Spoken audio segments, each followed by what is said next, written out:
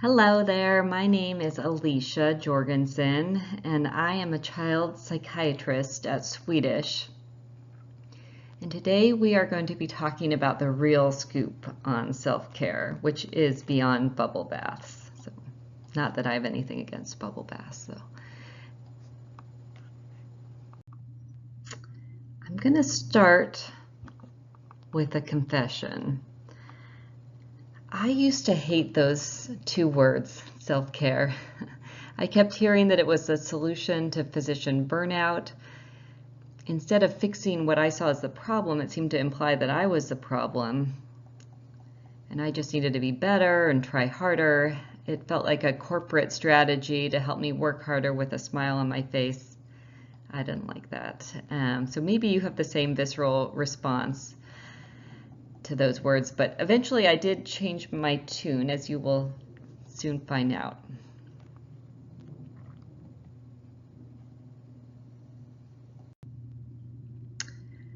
Let me tell you a story about a girl. She had a really big heart, the kind of kid who would cry when a bug died.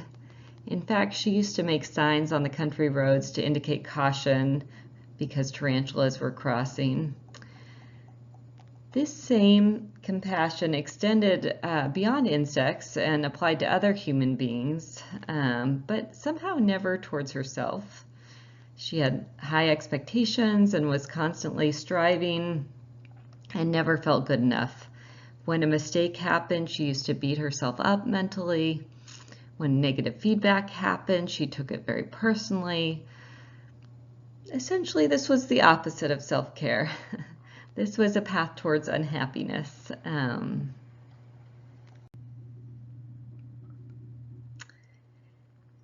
As you may have surmised, this little girl was me. Fortunately, though, this was not the final chapter of the story. There was a pivot for me after medical school. I could continue down this path of perfectionism and self-punishment, or I could try something else. I could try a different route. Maybe it helped to be older, but in retrospect, the key thing that changed for me was how I talked to myself. I started to interrupt that harsh inner critic and began to treat myself more like a friend rather than an adversary.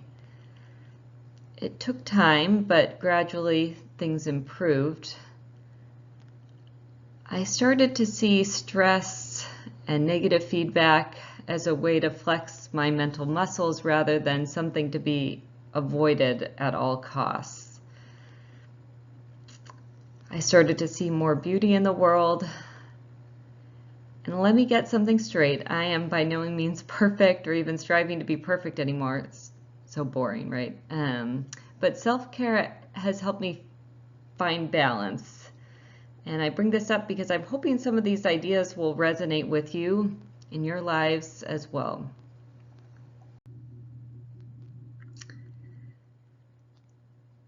This slide is meant to capture that life is very messy and hard and difficult. And I know that everyone has their own mess to face, whether you're a parent of a child who doesn't conform to societal expectations, or someone who's grieving the loss of a loved one, or someone with financial stressors and just trying to make ends meet, or an educator that's frustrated with the system. So I want to pause and say that I see you. I see the hard work you're doing. I see that you are trying to make the world a better place, and thank you for being here.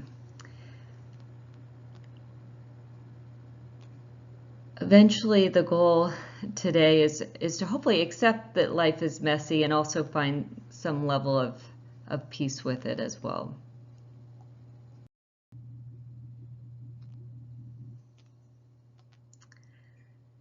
Okay, real talk. Prior to my epiphany about self-care, I always thought that self-care was the same as self-indulgence. Reminded me of being maybe a rich person or movie star who could start their day with peace and solitude while drinking lemon water, maybe followed by a kale smoothie, interspersed with massages and bubble baths. To be fair, I mean, any of these things could work for self-care, but I was getting it wrong for myself. Self-care does not mean a constant state of vacation or pleasure or treat yourself. It's something bigger than that. This is my definition of self-care. Self-care means taking responsibility for your health and well-being. It means checking in with yourself so you can take care of yourself and live fully. I'm not going to sugarcoat anything. It is a path that involves some hard decisions.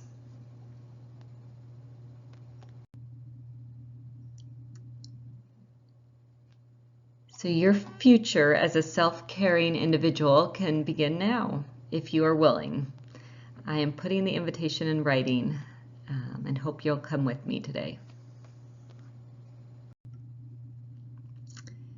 Here's what you need to bring on this journey. Self-kindness, self-respect, patience, and flexibility.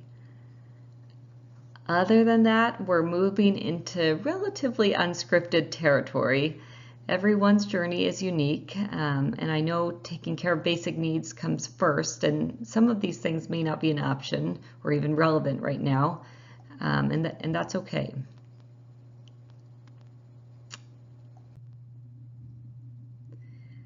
I'm going to read you some lyrics to get the creative juices flowing, but please do yourself a favor and listen to this Tony Jones song at some point in the future.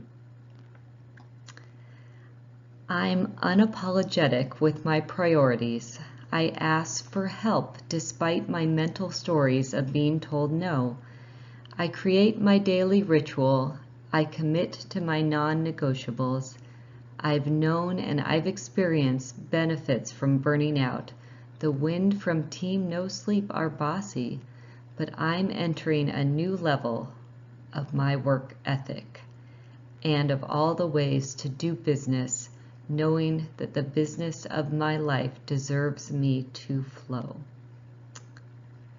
There's more, that's just a snippet, but I thought those words were pretty powerful, so I wanted to share with you.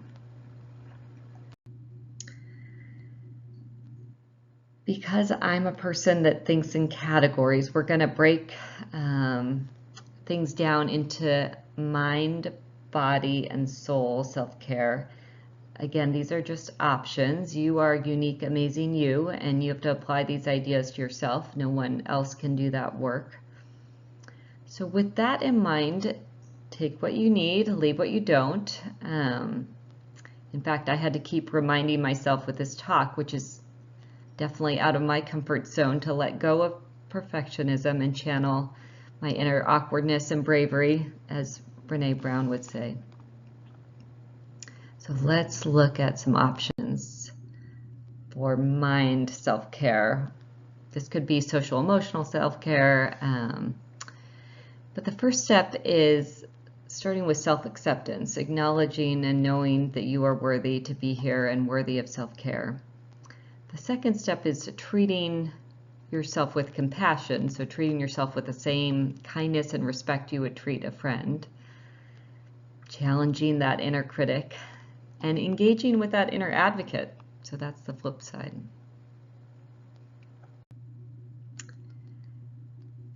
These are some additional ideas for self-care, putting things in perspective, avoiding the comparison trap. I just saw something on social media, which is usually not a good place for avoiding comparisons, but it was this statement that says, sometimes the grass is greener because it's fake. So I thought that was pretty funny. Remind yourself that it's okay to take a compliment, and even better if you can start to compliment yourself. Take a break if you need one and do something that brings you joy. And on the flip side, take responsibility. This could be with work, this could be with finances. There's a whole area of financial self-care. And finally, think about your relationship with technology and unplugging sometimes. Not right this second, though. Next is physical self-care. So treating your body with respect. So that's body positivity, thinking about what your body can do rather than what it can't do or what you don't like about it. And then also kind of the big three I think of as prioritizing sleep, eating well with nutrition, getting moving, being mindful of substance use, whether that's alcohol or smoking or marijuana, thinking about how to really take care of your body.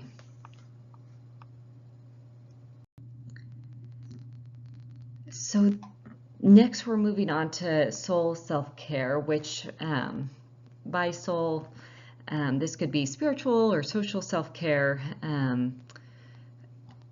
but I thought mind, body, and soul was more catchy than my other ideas. So the things that I'm thinking about here, and this is more on the social aspect, is staying connected to the people that matter, setting boundaries. So sometimes that means saying no to others to say yes to yourself or what's important, letting go of friendships that aren't right for you,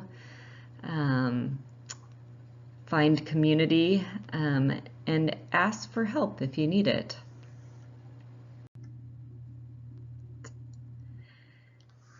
Soul self-care could also involve prayer or religion, or it could be finding awe in the world, finding what is inspiring, and it could just be acknowledging that there are things bigger than you.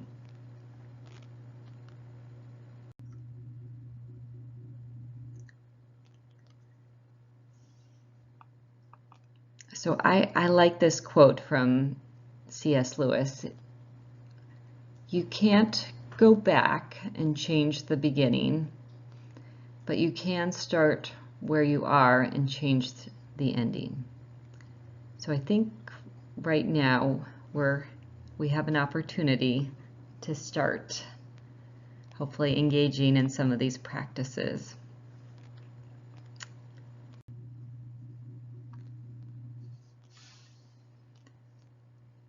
So now I want everyone to take a deep breath.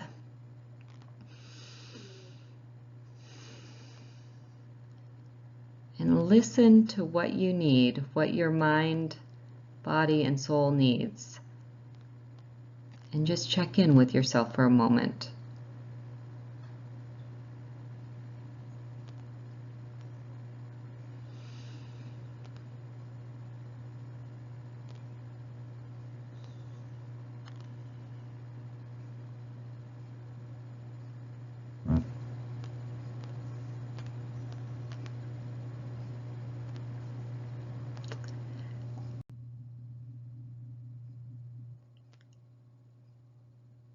That was just a short period of time. So please spend more time thinking about this and about kind of how these words and ideas will apply to you. But here are my kind of final parting thoughts.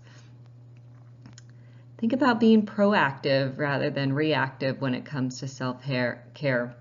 The goal is definitely to invest in yourself now rather than waiting for a crisis to happen. You are worthy.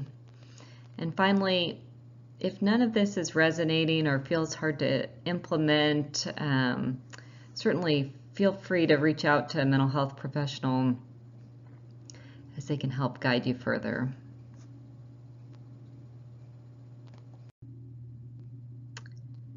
This is my last slide, so it's just really with a lot of gratitude and respect for everyone here listening. Thanks for joining me today. I'm looking forward to hearing more about your individualized self-care journeys. Thank you.